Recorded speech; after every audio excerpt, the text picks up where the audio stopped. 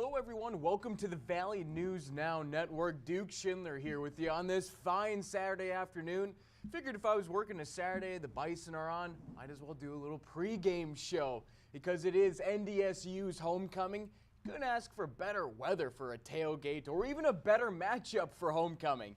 It's the Bison's first ranked matchup of the season, and it's against a squad that's given them fits these last 2 years in the South Dakota Coyotes.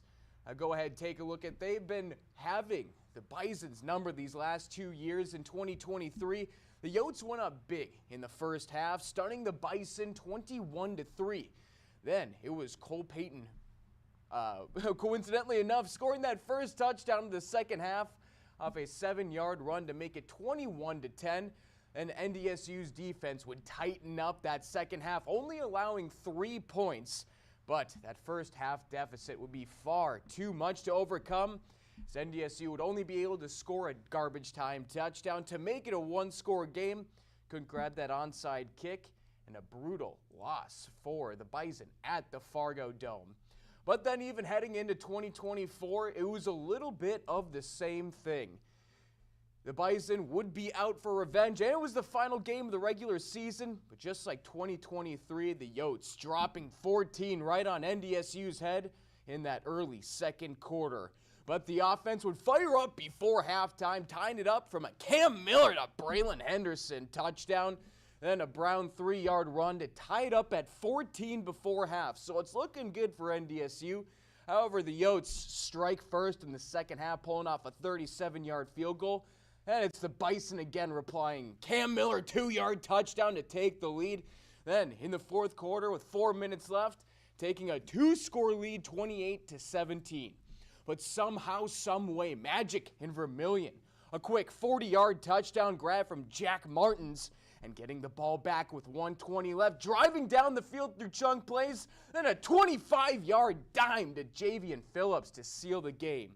One of the few blemishes on their record from last season, and a big win for that USD program. We really do still feel like our block destruction, violently escaping away from blocks can improve. It's not an effort thing, but it's attention to detail with our horizontal and vertical leverage.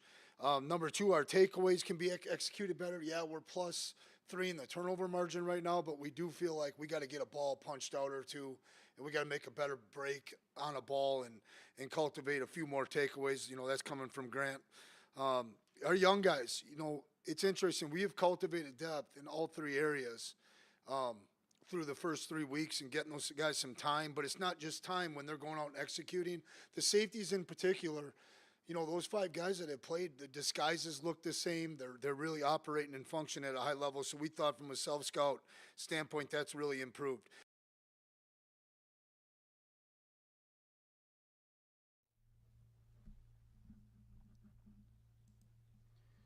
And now we look towards this week. NDSU, they're coming off a fresh bye week and they're ready for action.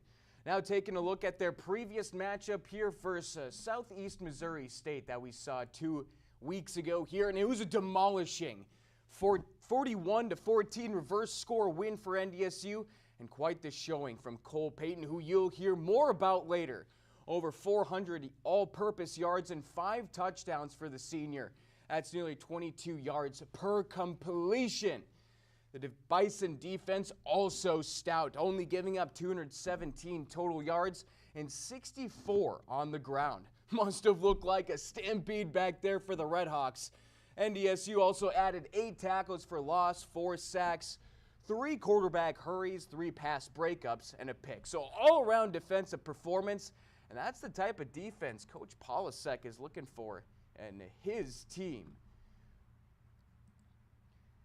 Now looking at the #1 team in the nation and how they stack up throughout the country, it's no surprise the Bison are near the top in most statistical categories this season, even with most teams actually playing their 4th game already while the Bison were on bye.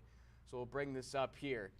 And that's the NDSU defense. They've been dominating the skies so far, not even ranking towards the tops. In turnovers, only a +3 turnover margin for them, which I'm sure Coach Polasek is wanting to work out. He wants to see more turnovers, but that just proves how dominant this defense has been. #1 in the nation against the pass, allowing a minuscule 78 yards a game, and against a passing offense that ranks 107th. I certainly like their chances if the Yotes decide to throw. Now, even running the ball, almost a mirror image, only allowing 79 yards a game, but that's going to be South Dakota's bread and butter for today. USD puts up nearly 202 yards on the ground, much in part to LJ Phillips, who's taken over that RB1 spot, and we'll be talking about him a little bit later as well. Now, that led to the best defense in the SEC, only giving up around 158 yards a game. Well, the next closest team is Tennessee Tech, who's allowing 194 yards a game. That's a massive difference. Now, looking at offense, no surprise, that 40-burger against Southeast Missouri State leaves NDSU 5th in the nation with over 500 yards a game and 46 points. We've talked a lot about Cole Payton, but need to give a nod to the 9th-ranked rushing offense. Obviously, Payton a big part in that, but Baraka Pinu has been putting on a clinic himself. 6 yards per rush for 220 yards on the season and 5 touchdowns. So now taking a look at things and what this is going to look like for today. I got 2 things to look up here. It's going to be South Dakota's rushing offense versus NDSU's defense. Obviously, we mentioned LJ Phillips Jr. He's actually taken over the RB1 spot for Charles Pierre, who's been hurt these last 2 games. But Phillips, 5th in the nation in rushing yards, 517, 6th in rushing touchdowns with 6 and 4 last week. Not to mention 7 yards a carry for Phillips Jr. They're really gonna need that if they want to puncture a hole in this Bison defense. That rush defense is just as stout as anyone in the country. 6th in the nation in rush yards per game allowed at 79. Then you got the 3 monsters there. 2 linebackers in Nathaniel Staling, 16 tackles on the season. That leads the team as well as a tackle for loss. Then obviously one of the captains there, Logan Kopp, the linebacker, 14 tackles, 2.5 tackles for loss, and a sack himself. Then Jackson Dutenheffer, the big old D lineman right in the middle of those trenches. 8 tackles, 3 tackles for loss, and a sack. Now you got to imagine Dutenheffer is going to need a really big game today to really clog those holes. Make sure Phillips Jr. has nowhere to go on the ground. Now taking a look on the NDSU's offense, it's going to be looking at their passing versus USD's passing defense. Obviously, Cole Payton had that fantastic game that bumps those numbers up quite a bit. NDSU averaging 284 yards through the air. And obviously, Cole Payton, 23 attempts, 16 completions, 348 yards, 4 touchdowns, but also 11 attempts on the ground against Southeast Missouri State as well. 53 yards and a touchdown for him. But when you look at the passing defense of USD, they are sitting at 63rd in the nation with 217 yards per game allowed. And that's going to be looking at the 2 main guys on the outside there. Their cornerbacks, Roman Tillman, the sophomore, 30 tackles, which leads the team as well as a pass breakup. So you know they go to him a lot, as well as Matt Walsh, 29 tackles, a pick, and 1 pass breakup himself. So if the NDSU Bison want to get it through the air, they're going to have to go through these 2 guys as the Bison look to pull off a nice win here on homecoming. That leaves us to the prediction here. Obviously, I know all of you want to know what I'm thinking about this game. As we near kickoff, here is the prediction for the game. NDSU, they're going to flip the script of these last 2 years. They are actually going to be jumping out to a 2-score lead before taking this one in a convincing 34-17 performance. It's a different year for NDSU. They're going to take down the Yotes. And that's going to be it for your Bison pregame show here on the Valley News Now Network. If you like what you see, let us know. I love doing this kind of stuff here for sports, especially here on the weekends.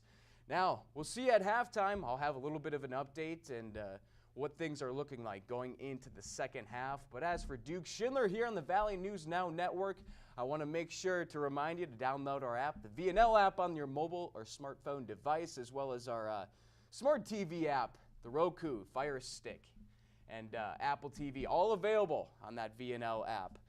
So we're going to see you at halftime here for a little bit of an update, but for now, Duke Schindler here on the desk. We'll catch you later.